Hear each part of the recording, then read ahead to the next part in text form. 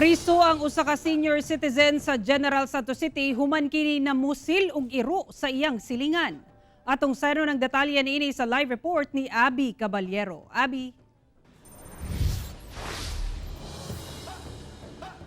Sara gilayong gidakop ang 71 anyos nga lolo sa General Santos City human niining gipusil ang iro sa iyang silingan. Apan sumala sa tigulang iya lang matud pang gidepensahan iyang kaugalingon.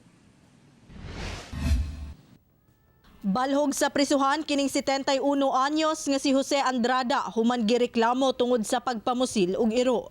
Matud pa Biyernes dihang gidumog matud pa sa iro sa silingan ng usa niya kaalaga nga kanding.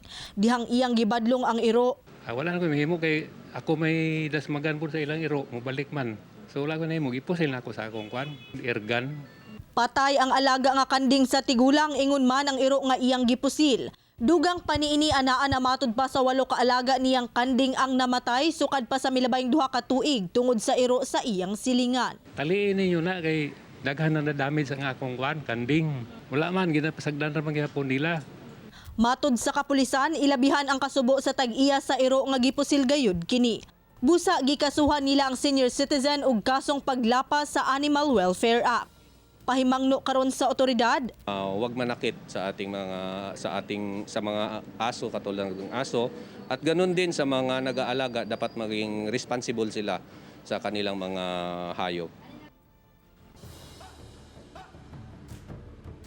Sara, panawagan sa kapulisan ngadto sa katawhan nga daling i-report kanila o di bakaha didto sa mga animal advocate o galing do na may makit ang nagapanakit og iro ug kadtong mga irresponsable nga pet owners. Sara.